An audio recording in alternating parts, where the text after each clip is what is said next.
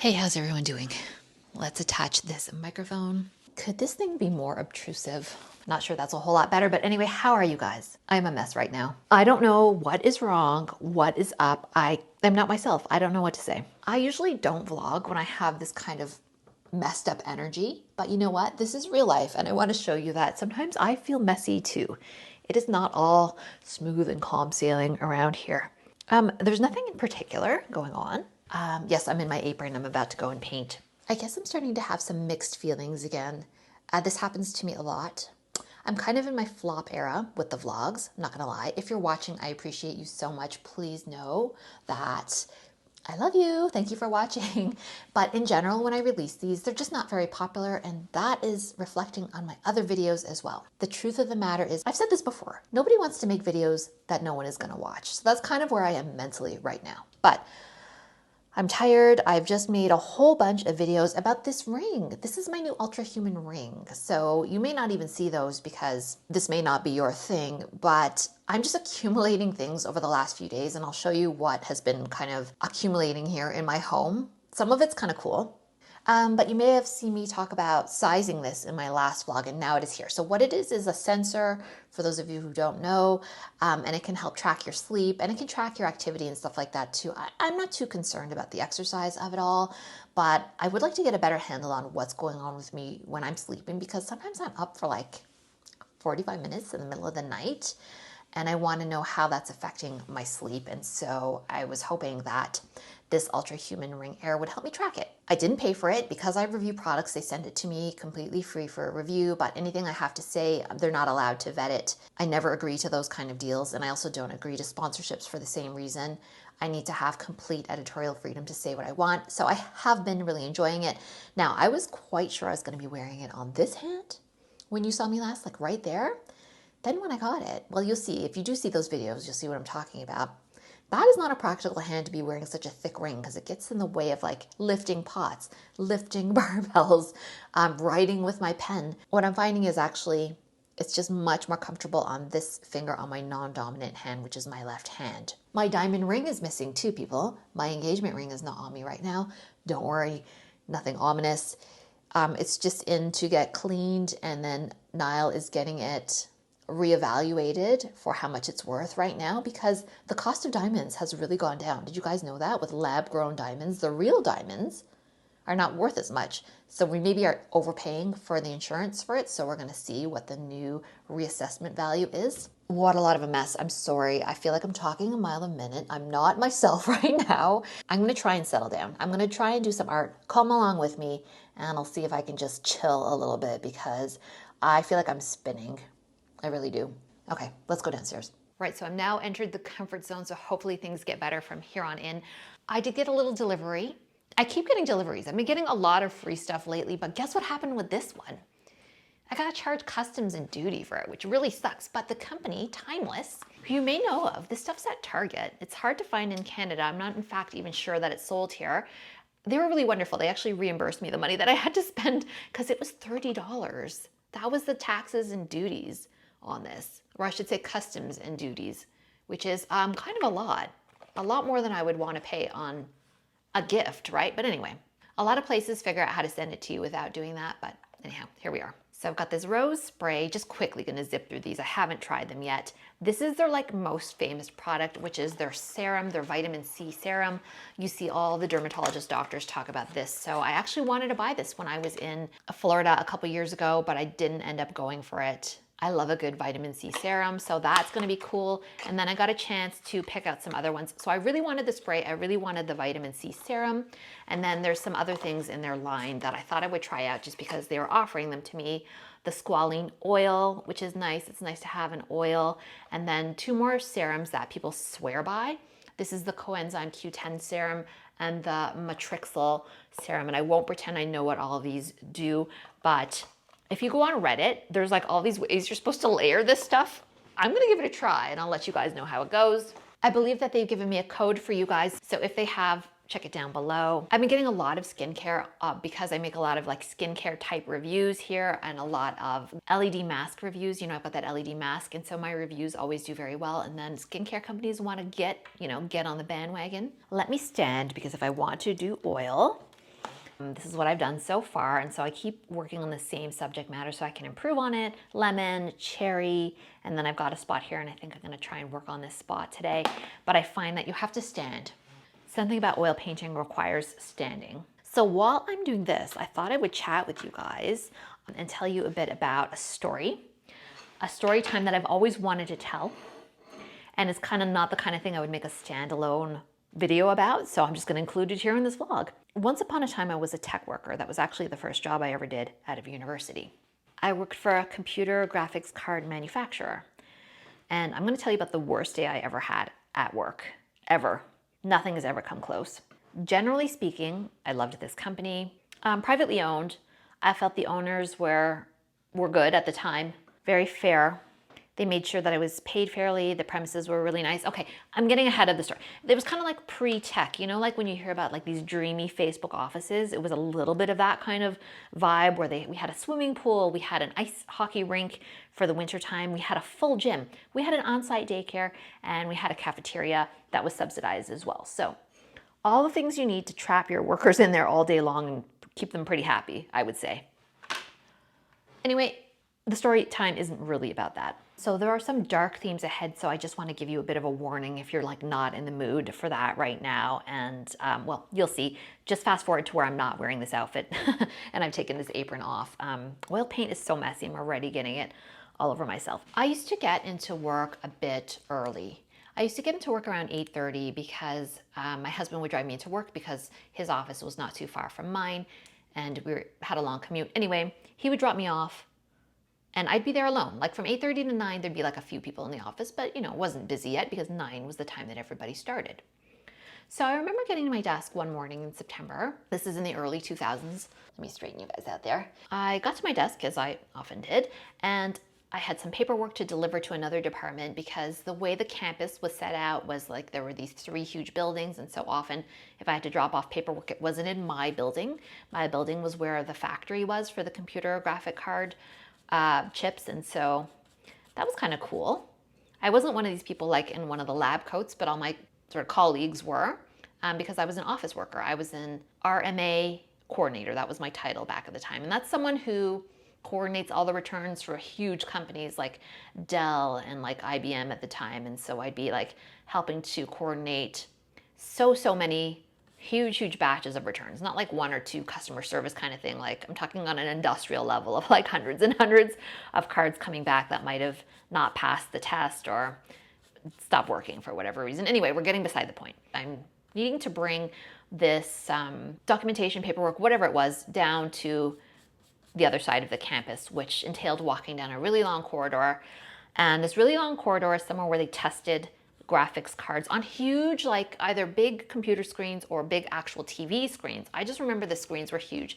And you'd walk by this glass corridor for a while. It was a big department to test this stuff. And so on any given day, you know, you might walk by and they might have like a, I don't know, Oprah might be playing on every single screen that was there.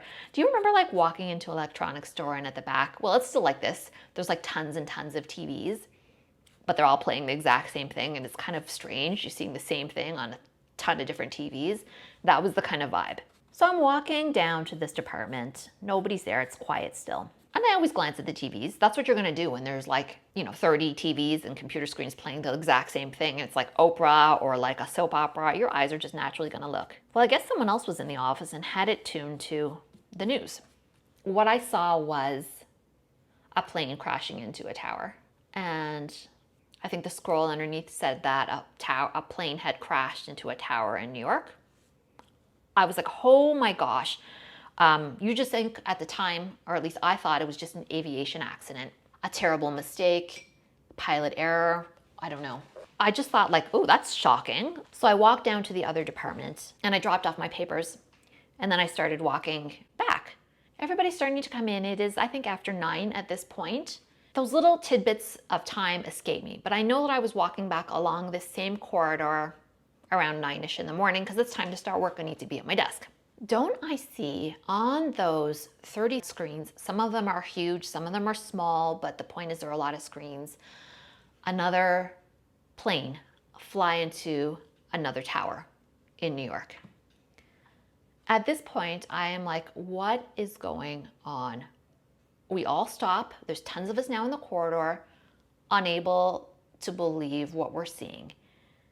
So basically what happened was, in real time, while the news was showing the one tower and what was going on, because there was a plane in it with plumes of smoke coming out, while we're watching that and I'm walking by, literally the minute I'm walking by, I'm seeing another plane go into the tower. And that is the story of what happened to me the day I was at work on September 11th, 2001.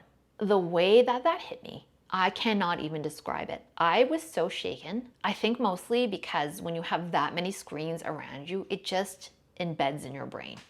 Of course, I'm not going to take away anything from the people who live this. I don't know if you know this, but the comedian Pete Davidson, his father was a 9/11 firefighter who never came home. He's from SNL, and he very famously dated Kim Kardashian for a while and Ariana Grande, and he always has famous girlfriends. But anyway, that's beside the point. So that is my 9/11 story. That is the worst day I've ever had in my life at work. And I remember seeing it like it was yesterday. What happened that day at work was, we're in Montreal, and Montreal is not that far from New York City, and we didn't know really what was going on. And I only felt safe when I heard that they had grounded all the planes, because, the Pentagon crash happened after that as well. And so we didn't know what was going on and where else on earth was going to be targeted until there were no planes allowed to fly. So we all get to the office. We're all at some point, I guess, at our seats, and our boss is like, this is not a good day. This is a really tough day, and we're not going to stay at the office. We're all going to go home. So do go home. So we all went home. I don't remember how I got home. I don't remember if my husband got off at the same time. I think he did. Like, this was just, I don't know. I don't know what other generations could liken it to. I'm sure there's something in your life you can liken it to. The only thing I can think of is my parents' generation finding out that JFK had been assassinated. In my childhood, I remember the Challenger disaster. I was homesick that day. I'll never forget that day, where also on TV, I saw the Challenger explode in real time. I've always wanted to tell this story somewhere, so I'm kind of glad to get it off my chest, because it haunts me. Like, I don't know what to say. I'm just laughing, and it's a nervous laugh, but I'm haunted by it. There is no upside, there's no catharsis, there's no lesson in this story other than me saying, like, that was the worst office day I've ever had in my life. And so I guess, I can't stop thinking about it lately. I can't stop thinking about it, and I probably should channel it into art somehow and maybe come to terms with these feelings, or maybe I never will. I don't know. Can you believe that even happened? Like, is this real life? Anyway. So I'm drawing a coneflower again, and you guys are probably thinking, Helen, can you please stop drawing that stupid coneflower again and again and again? But here's the thing, I can't get better until I keep practicing, until I feel I can really understand how this paint moves and how it works, because it's not easy. Like, I'm not gonna lie, the oil painting is not coming easy to me because everything is in a backward order. And so I think this is like the second or third time I've painted this on this channel. I don't know. I love coneflowers, echinacea. That's what they're called. I'm not having the easiest time of anything lately. What is wrong? It's like dark thoughts, thinking about bad parts of my past. I don't know. There's no explaining it. It's just how it is sometimes, I guess, right? I'm not gonna read into it too much. Let's get a little bit of white on here. So yeah, unexpected customs charges, a minor thing.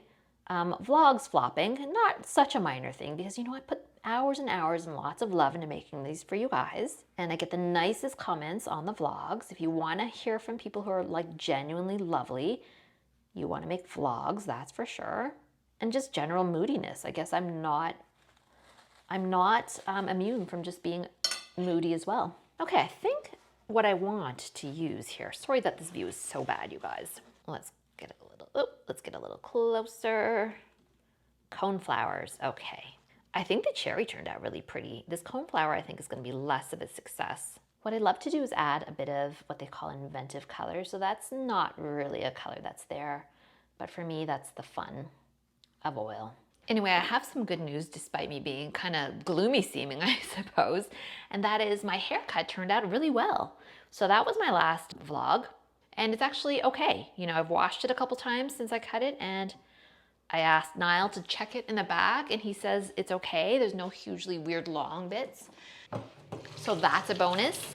I also talked a lot about like emotions and anxiety. My husband actually liked the things that I said about anxiety and sort of reframing it and being a bit more specific. Like if it's stress, use the word stress, not anxiety. If it's performance anxiety, use the words performance anxiety. Like really try and dial in. So that resonated with a lot of people. That was very fulfilling. I'm just making myself a little bit of a yogurt, like a parfait right now. This is just some granola. It's called Love Crunch, and I like this one because it's got coconut and chocolate, dark chocolate in it, and it's just the perfect topping for yogurt. So I've got a banana, a little bit of yogurt, a little bit of maple syrup, and a little bit of this granola. And so let me tell you something about maple syrup. If you see organic maple syrup, I don't want to say there is no such thing, but in Quebec, maple trees are not sprayed like with pesticides or anything like these are just like, it's a forest. No one's going to be spraying the forest, as far as I know, with a whole bunch of pesticides. You don't have to. Maple trees are resistant to the pests that are in Canada, or else all the trees would be dead. If you see organic, it's not usually a huge price difference between the non-organic one. And the reason is the price difference is not really from any sort of, it's not necessarily from how they're getting the maple syrup. This is how I understand it anyway, because I got to go to a maple syrup farm. I actually don't know what it's called in English. But anyway, I was at Quebec where they collect maple syrup. You don't really farm it in a traditional way. And so I believe at the time, if you want it to be organic, you're paying for the approval process for it to be called organic rather than cultivating it in any other way. But once again, I don't think you cultivate it. We're talking about very ancient like maple trees that you tap for their maple syrup. So like certainly buy organic if you like to support organic certification, but I don't think you're necessarily getting a different product. That's how I am remembering it from learning about it many years ago. I do not claim to be an expert, but if you're wondering why there's only a small difference between the organic maple syrup price and the non-organic price, my understanding is that's why. I swear this is the best snack to tide me over from lunchtime to dinner time, just because it's got protein in it. It's a little bit sweet, but not too much. But oftentimes I have this actually for dessert instead, especially if I don't have a dessert kicking around the house. I'll just make myself a little bit of like a yogurt granola parfait. Now, in Switzerland, another place that I've traveled, they grate apple into it. And I can't remember the name, Berker muesli or something like that. They have a name for it. And so they use grated apple right inside of the yogurt, and that is good too. And because of the fiber in the apple, it's actually very filling and naturally sweetens it too. The taste of maple syrup with full fat yogurt is amazing. It brings out all these amazing flavors. It's so good. It is now evening, and I hope you don't mind that this was more of a day in the life type vlog format this time around. I'm embarrassed to admit this, I did not go outside today. We're in the middle of a windstorm. It's awful out there. Let me flip you around and you can see. It's just been terribly gusty and windy all day, and normally that wouldn't put me off, and it certainly wouldn't put me off from going to the gym. But today's actually a rest day for me, so I thought, you know what, Helen, just treat yourself, stay in, relax, make a vlog, hang out with your pals. So that's why I'm here. So the other item, let me put you down, that I got a miserable customs bill for was this Patagonia all cotton shirt that I got especially for my trip next month to Alberta. And the reason I say miserable, like I'm more than happy to pay customs and duties. And by the way, that's not related to the tariff war at all. That's just is how it is. But it is a secondhand item that's new with tags. So I don't feel like I should have to pay customs and duty on that. I feel like for secondhand goods, you just shouldn't, but that's wishful thinking, I guess. Anyway, I searched for this and I found it on eBay. I got this hard to find color. I got it in taupe. I think it fits me quite nicely. It's a little bit big, but you want it a tiny bit big so that you have room to put layers on underneath. It's Patagonia. So the cool thing about Patagonia is that if it rips in any way, if you need a repair, they do that for free. I think you have to send the item in. I'm not sure, you probably have to pay to send it in, so that's not nothing. But like for zippers and things like that, I think that's such a good policy. I love companies that care about where their products end up. They're not just into making the product and then just like letting someone else deal with their mess. So I love that about Patagonia. A nickname for Patagonia is sometimes Patagucci, just because it's like Gucci prices for outdoor wear. So I paid a lot of money for this. I think I paid probably close to $100 US, which is a lot of money, but originally this cost more than that in Canada. I think quite a bit more than that, if I recall correctly.